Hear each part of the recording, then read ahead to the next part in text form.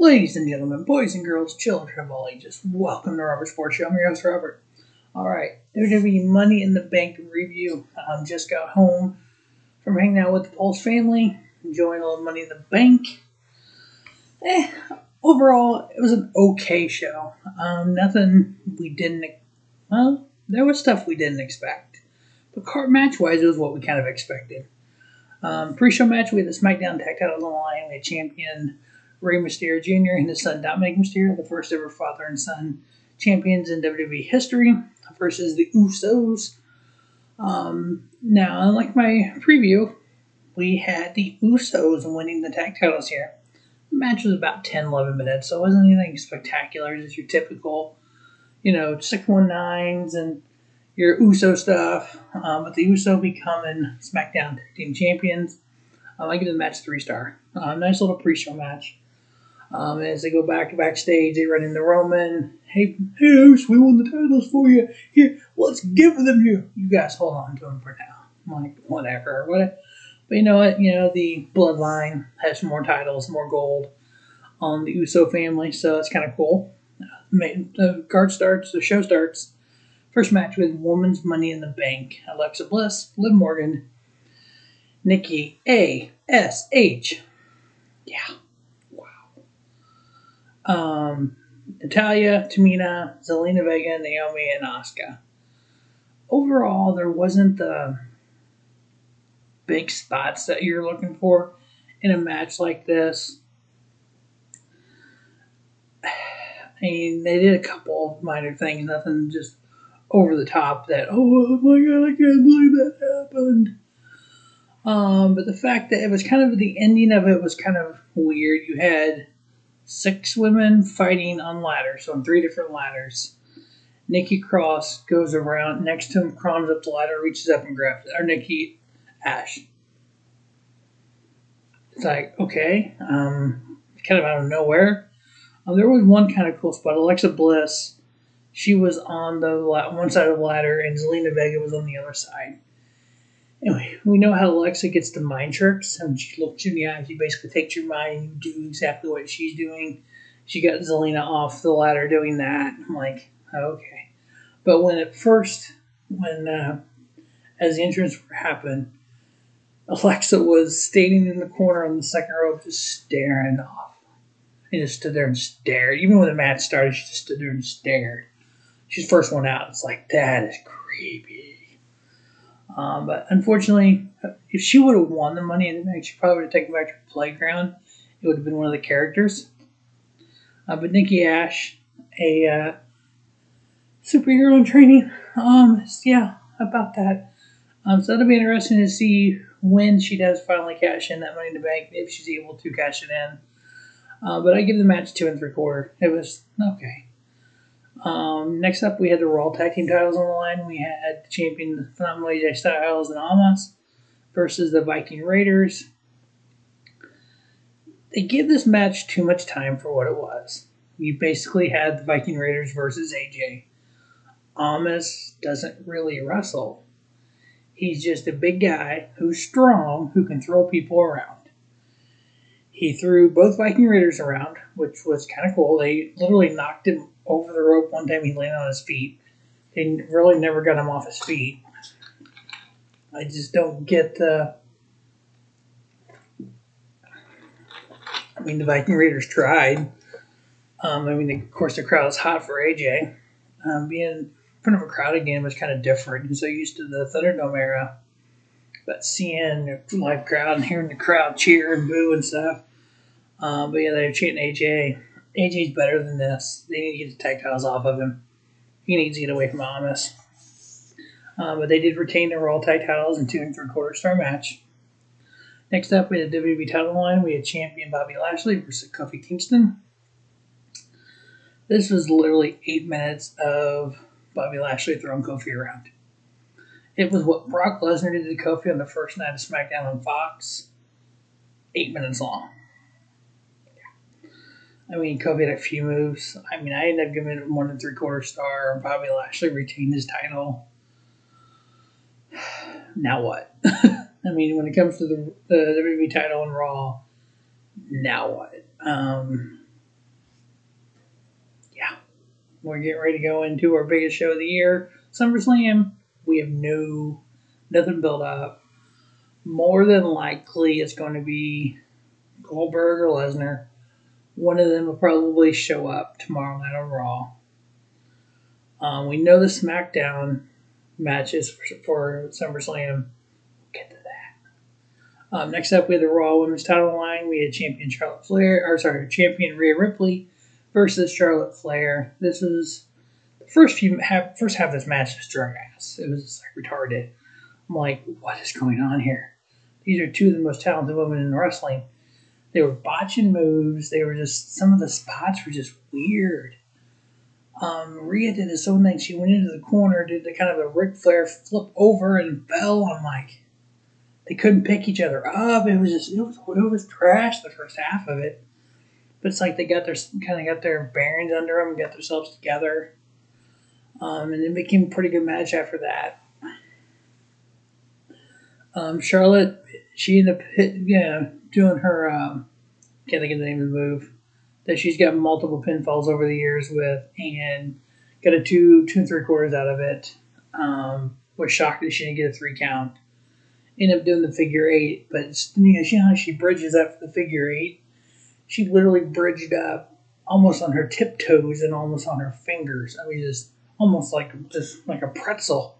It's like, yeah, there was no way Rhea was getting out of that, and Rhea ended up tapping. So the second half of the match was great. First half was trash. I ended up giving it about 3 1/4. Overall, it wasn't horrible. I've seen better out of the two of them. But we have Charlotte, your new Raw Women's Champion. I don't know if they continue this feud or exactly what they do. But I think, honestly, when they brought Rhea Ripley from NXT, they may have brought her up too soon. But it's almost like she was kind of that tweener, where she wasn't ready for the main roster completely, but she was better than NXT. But we'll see where this goes. We have Nikki Cross on Raw with the Money in the Bank. Now we have Charlotte, your new Raw Women's Champion. So the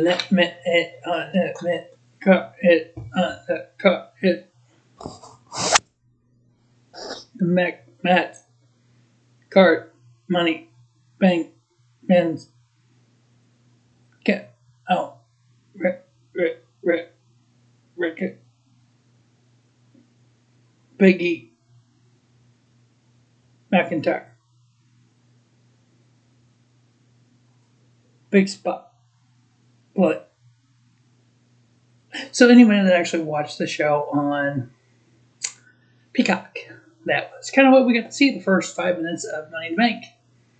We got to hear just a little bits and pieces of it, and then we got to see this kind of like the picture frames of 2 really cool spots. Couldn't tell you what they were. So wasn't a lot of Twitter blowing up about how this is kind of nuts. But overall, the match was actually pretty good. Kevin Owens took two big ladder spots. He got powerbombed on the side of the ladder, and then they set the ladder up between the announce table and the ring.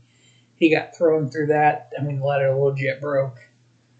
We had a really cool spot from Ricochet where he was on the ladder, got pushed off the ladder. He dropped it, planted his feet on the top rope, and did a freaking flip on the guys on the floor. I'm like, that could have went bad in a lot of ways.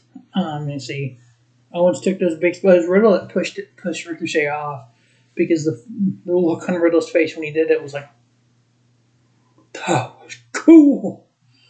Riddle looked high. But like I said in the preview, there was only a couple people I could see winning this. But Drew got taken out early. Jinder Mahal's 2 goons came in, took him out. Jinder came in, knocked him out, and they literally drug him out. So looks like we're going to have Drew McIntyre versus Jinder Mahal at SummerSlam, I'm guessing. Morrison. Oh my God. He shot a dripstick into the face. I think it was Ricochet. It's like, are you seriously right now, people? Owens took those 2 big old spots, so he was out. King Nakamura really wasn't doing much. So that left Big E. Big E got a huge pop when he climbed that ladder. Did a buck end off the top of the ladder. I think that was on Morrison, maybe? I've been on Rollins, but Rollins kind of looked lost during this match, some of it. But we have Big E as your Money in the Bank winner 2021. I'm excited. Like I said in the preview, only Big E or Drew should be winning it. I'm glad Big E got it. I think he can do something with it and put himself in the main event like he should be. We had a little backstage with Seth Rollins. He challenged the winner of Edge and Roman Reigns to a match that he's next in line. We had the Universal title line in the main event. We had champion Roman Reigns. The head of the table, the Tribal Chief, versus the Rated R Superstar, Edge. Yeah, this match is just, the first part of it was just killing me. It was more of just a beatdown by Roman. I mean, there was a couple decent spots where Edge was on the outside and Roman went to spear him through the barrier and speared himself. Edge moved. And there's another spot right after they did that. They got up from that. Edge speared Roman through another part of it, farther out in the crowd. They kept rolling in, kind of stopping the count. They both did their spears. Later on, we had it where Roman went to spear Edge. The referee got hit. Not a spear, but just kind of got hit and just knocked down. And then Roman went and got the piece of the chair, broke the chair like Edge has been doing. Got back in the ring. The referee fell out of the ring at this point, Charles Robinson.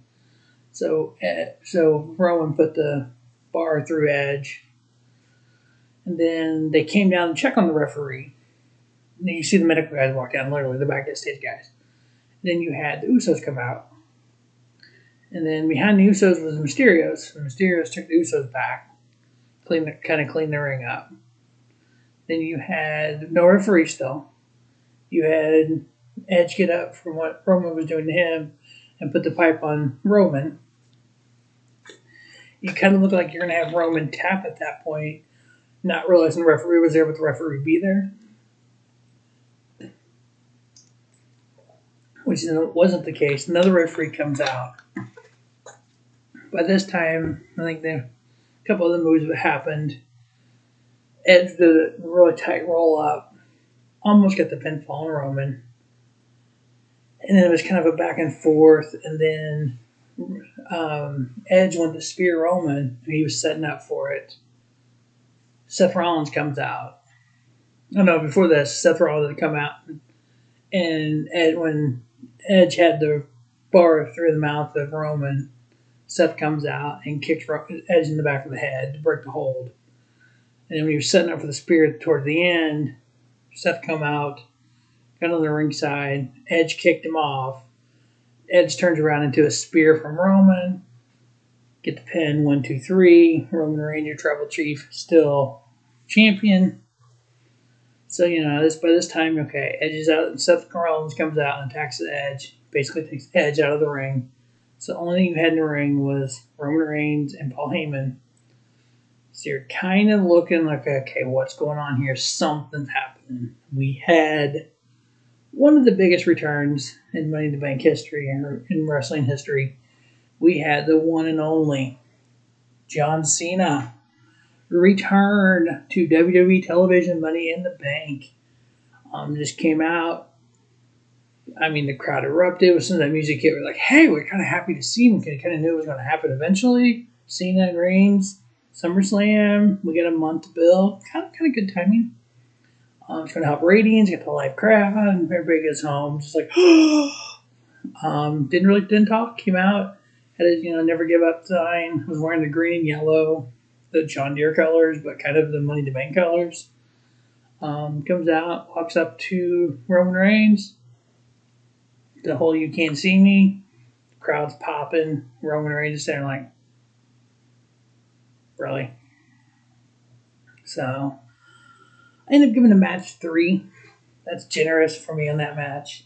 But yeah, so it looks like we're going to have Edge and Seth Rollins at SummerSlam. We're going to have Roman Reigns and John Cena for the Universal title. We're going to have Bobby Lashley, probably either Lesnar or Goldberg. And then what other matches kind of we kind of set up here? It's really the only biggest thing we kind of set up so far. So yeah, there's some stuff going in SummerSlam. See what happens SummerSlam, August 21st, I believe it is, in Las Vegas. So that's going to wrap up the review of Money in the Bank. Overall, pretty decent show. Over the weekend, we had some really good shows with Slammiversary, Warrior Wrestling, and now Money in the Bank. Next weekend is Game Changer Wrestling. If you're a NASCAR fan, no NASCAR videos for a couple weeks. Get some weeks of time off here. But right around the corner is college football. And then CFL is the first one to start. It's August 5th. I'll have a CFL, a couple of videos up between now and then. Then we're into the football season, NFL, CFL, and college. Just like I've done in most years. I didn't do it last year because of the pandemic. This year I'm going to be on every week, all my videos. So as always, thanks for watching the Robert Sports Show. And don't just have a great day. Have a 50-day Robert Sports Show, your YouTube leader in sports channel content.